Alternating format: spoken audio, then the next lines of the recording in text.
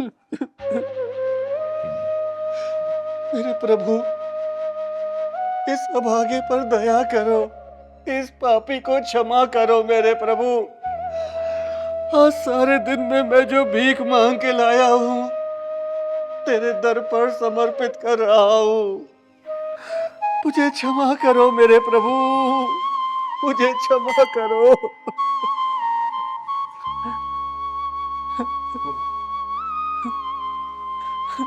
दया करो मुझ पर, बहुत बड़ा पापी हूँ मैं, बहुत बड़ा भागा हूँ। अरे पहलवान, जी दीदी। याद इतना परेशान क्यों लग रहा है? हाँ दीदी, ये तो बाहर कई बार भीख मांगता है पूरे दिन, शाम को आता है यहाँ चढ़ा देता है। इसकी कुछ ना कुछ मजबूरी तो जरूर होगी। चल तो जरा पता करते हैं। क्या हुआ भैया? मत छुओ मुझे, दूर रहो मुझसे, दूर रहो, मत छुओ मुझे। अरे भैया, मैंने ऐसे क्या कर दिया? और मैं कोई अछूत तो नहीं हूँ। अछूत आप नहीं है, अछूत मैं हूँ, मैं पापी हूँ, महापापी हूँ। आप मेरी परछाई से भी दूर रहना, नहीं तो आपको भी पाप लग जाएगा। क्यों? ऐसा क्या कर दिया आपने? बताइए। हाँ हाँ भैया, कैसा पाप क्या किया बताओ ना। हाँ भैया, बताओ ना। और आप कहाँ से आए हो? नाम क्या है आपका?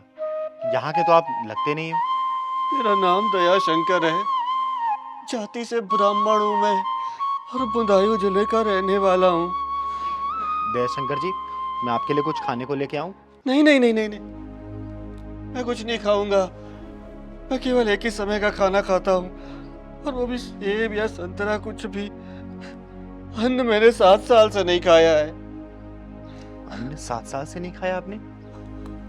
हाँ, दयाशंकर जी, आप खुल के बात बताइए ना, मेरी समझ में तो कुछ भी नहीं आ रहा। देखो 7 साल होने में अभी 6 महीना बाकी है। 6 महीना पूरा हो जाए, एक बार 7 साल पूरे हो जाए, तो मैं गांव में जाऊंगा, हवन कराऊंगा, उसके बाद ही मैं अपने पाप से मुक्त हो पाऊंगा। हाँ।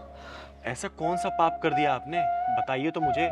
बदायूं में मेरा बहुत बड़ा परिवार है, 100 बीघे की जमीन है, और बड़ा सा घर है अपना। फिर आप दिल्ली में गली गली भीख क्यों मांग रहे हो?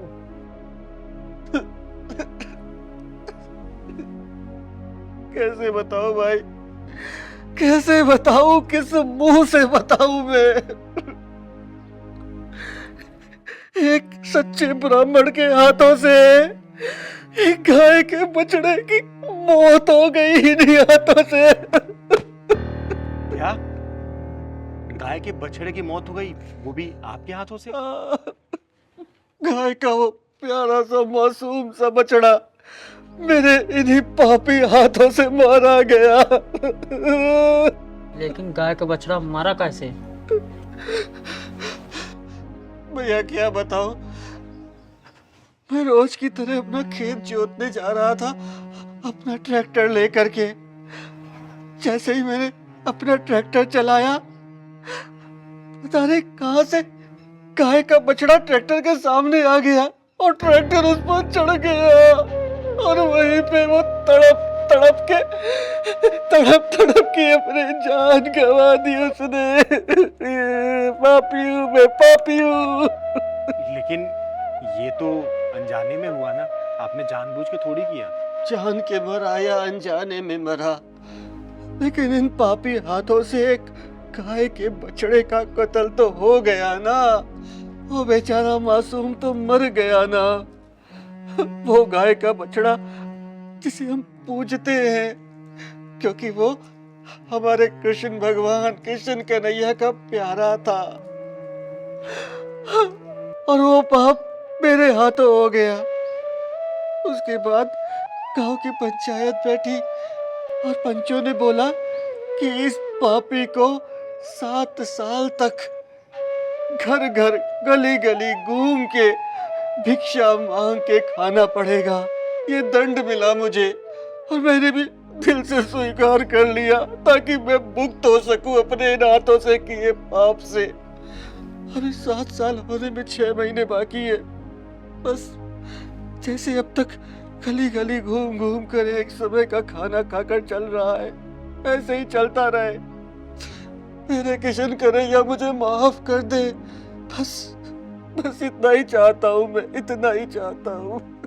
धन्य है आपके गांव के लोग और धन्य है आपकी पंचायत जो आपको एक गौ हत्या पे सजा दी, और महान है आप जो आपने 7 साल की सजा को हंस के स्वीकार किया। वाह। नहीं, मैं कोई महान नहीं हूँ।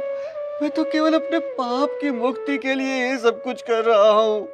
लेकिन अफसोस तो इस बात का भी रहेगा कि कुछ भी कर लूं मैं, वो बेचारा मासूम सा बछड़ा कभी वापस नहीं आ पाएगा। पता है मेरे पिताजी क्या कहते हैं कि अपने पाप से इंसान को खुद ही मुक्त होना पड़ेगा, खुद ही कर्म करना पड़ेगा। और उस गांव के पंच भी मेरे मेरे पिताजी हैं। उन्होंने ही मुझे ये दंड सुनाया था। वाह, ये है धर्म, ये है हमारा हिंदू धर्म, और इसी को कहते हैं इंसाफ। जो एक बाप ने अपने बेटे को ही ऐसी सजा सुना दी, और ऐसी सजा मुझे नहीं लगता किसी और धर्म में किसी बाप ने अपने बेटे को सुनाई होगी। अरे शहरों में तो कितनी गौ हत्याएं होती हैं। रोजाना सड़कों पर लोग एक्सीडेंट करके भाग जाते हैं, गौ हत्याएं करते हैं और जाके मंदिरों में भंडारे करते हैं और लोग उनके पैर छूते हैं। सैल्यूट है आपके पिताजी को, दिल से।